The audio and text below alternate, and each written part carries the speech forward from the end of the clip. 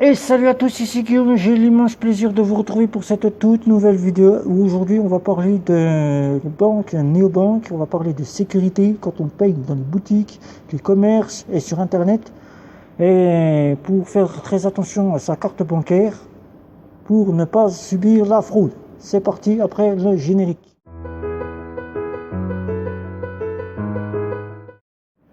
Et pour ceux qui ne me connaissent pas, je suis Guillaume de la chaîne Guillaume C et je parle de cartes bancaires prépayées et de néobanques et de banques en ligne. Et aujourd'hui, vous êtes nombreux à partir en néobanque. Et en néobanque, il faut savoir que vous avez une carte bancaire comme une carte bancaire que nous retrouvons dans les cartes de banque traditionnelles et de banque en ligne. Et souvent, j'ai beaucoup de personnes qui viennent me voir me dire, voilà, je me suis fait frauder. Et souvent, c'est avec la néobanque nickel que tout ceci se passe et que les fraudes viennent. Les gens n'ont pas pris conscience qu'il faut se sécuriser quand on est en néobanque, quel que soit en ligne ou en banque traditionnelle. Il faut être sécurisé puisqu'on peut subir à tout moment une fraude, quel que soit l'endroit où nous nous trouvons. Une fraude est vite arrivée. Alors je vais vous dire comment bien vous sécuriser. Je vais le faire à ma sauce. Alors je vais déjà d'abord vous demander de liker, commenter, partager, me retrouver sur les réseaux sociaux, de cliquer sur la petite cloche qui se trouve juste en dessous pour vous abonner à ma chaîne. Et maintenant on y va, c'est parti, je vais le faire à ma sauce. Alors pour bien se sécuriser, tout d'abord nous avons tous des cartes bancaires à notre possession, les cartes bancaires de néobanque. Et le 26, moi je vous montre nickel, et le 26 nous avons Bank qui est ici.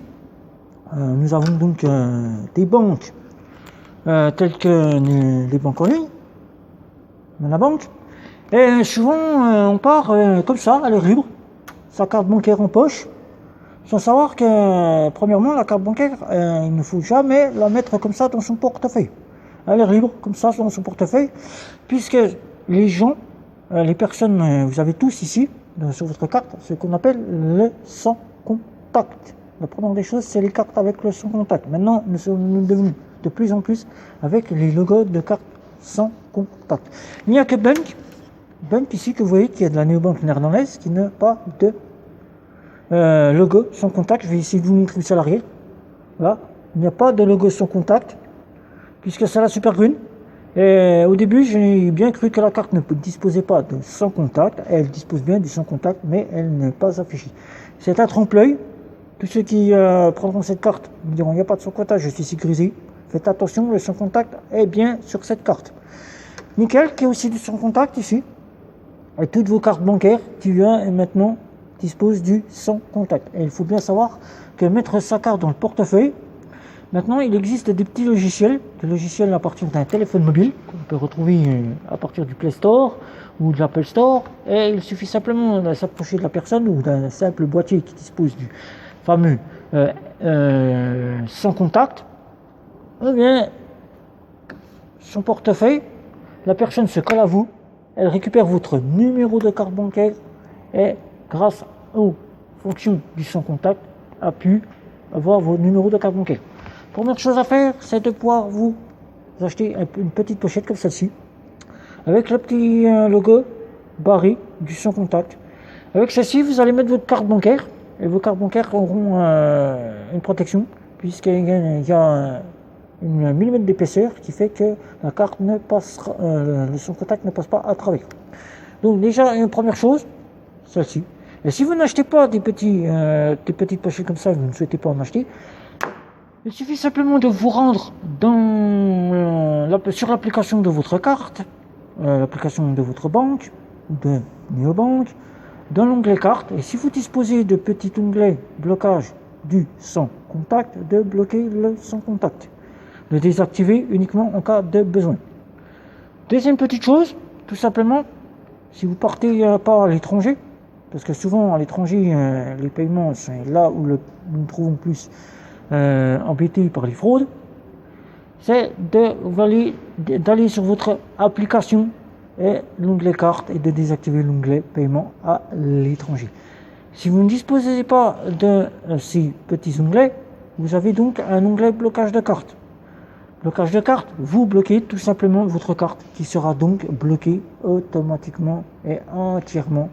Tel que l'a fait Punk, tel que l'a fait CO2 et tel que l'a fait Finch, vous n'avez pas la possibilité de pouvoir bloquer N26, le sans contact et l'onglet paiement à l'étranger. Il suffit simplement de bloquer la carte et tout est bloqué. Troisième petite chose, vous allez en boutique, vous allez au supermarché, vous allez au commerce. Souvent, vous allez arriver au TPE et vous allez prendre votre carte sans savoir si vous avez une personne autour de vous. Il ne faut jamais sortir votre carte sans jamais voir si vous avez quelqu'un qui est autour de vous. Toujours regarder si une personne se trouve à votre droite ou à votre gauche. Prendre votre carte et surtout ne pas la sortir en présentant vos numéros, puisque souvent c'est les regards qui font fixette sur votre carte bancaire. Sortez votre carte uniquement du portefeuille discrètement en ayant la pochette du portefeuille sur votre gauche, que l'œil ne soit pas sur la carte bancaire. Insérez votre carte dans le TPE et souvent regardez bien que le commerçant et les personnes autour de vous, si vous avez des personnes, ne regardez pas et mettez caché avec votre main comme ceci et tapez le code pour que personne ne puisse voir votre code PIN pour pouvoir frauder votre carte par la suite si vous faites voler votre carte. Troisième petite chose, si vous allez au magasin, bloquez votre carte. Si vous ne possédez pas de petites pochettes comme ceci, ou si vous avez dans un TP, dans n'importe quel magasin, je vous conseille de bloquer votre carte. Bloquez votre carte puisque les TPE, souvent, derrière le TPE, nous ne savons pas qui peuvent être connectés à Internet. Il y a votre banque, mais il peut y avoir tout un tas de monde qui est connecté. Mastercard, votre banque, et tout un tas d'autres personnes qui peuvent être connectées à votre carte paiement au TPE. Et donc, quand vous sortez du magasin, allez sur l'onglet de la carte bancaire et cliquez sur blocage de carte, bloquez votre carte et au prochain magasin, débloquez votre carte. Si vous êtes dans une banque en ligne et que vous ne disposez pas de blocage de carte, vous avez donc un blocage Internet. Obligatoirement, c'est fait, toutes les néobanques ou toutes les banques en ligne le font. Il suffit simplement, tel que Monabank ne propose pas sur la carte de débit à autorisation systématique, ne propose pas de blocage de carte, mais un blocage d'Internet. Bloquez le système de paiement Internet. Les fraudeurs payent toujours par Internet. Ils ne vont jamais payer dans une boutique, ils ne vont jamais payer dans un commerce. Si seulement ils ont réussi à avoir votre carte en possession, ils iront payer dans une boutique ou dans un commerce, mais ils ne vont jamais payer autre que dans que sur Internet. Il faudra donc bloquer votre carte sur Internet. Bloquer la carte sur Internet. Les paiements chez Monabank seront refusés. Sur une banque Internet, aucun paiement ne pourra passer. Une fois que vous avez fait cela, certaines banques proposent des cartes virtuelles, telles que Max, telles que Revolut, telles que Bank propose aussi d'avoir la possibilité de faire une carte virtuelle. Vous avez la possibilité d'acheter des cartes prépayées sur Internet pour pouvoir payer uniquement des achats sur Internet. Utilisez-les, ce sont des numéros virtuels, vous avez une date de validité. Une fois que vous avez payé, la carte est totalement détruite. Certaines cartes ont une date de validité, seront utilisables telle qu'une carte bancaire que vous avez ici. Il faudra la bloquer automatiquement une fois votre paiement effectué. Et la deuxième option que vous pouvez essayer de faire quand vous faites des achats sur Internet, c'est de passer par la plateforme PayPal. PayPal, toutes vos cartes sont agréables d'agrégation à PayPal. Vous agrégez votre carte et une fois que vous allez sur le site Internet, de regarder si le site Internet propose la fonction PayPal et de payer avec PayPal. C'est très simple.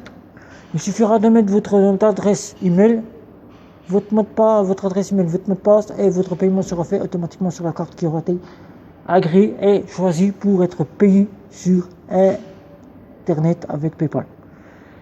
La première des choses à faire quand vous payez sur Internet, c'est de vérifier que le site Internet propose la vérification par 3D Secure. S'il ne le propose pas, ne payez jamais trouver un autre moyen de paiement. La carte virtuelle, PayPal. S'il ne propose pas PayPal, essayez de voir sur Internet pour retrouver une carte virtuelle.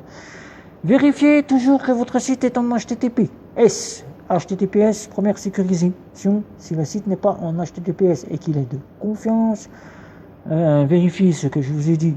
Vérifie le 3D Secure, qu'il ait la possibilité d'avoir le PayPal, qu'il ait la possibilité d'avoir le paiement au Bitcoin, Litecoin.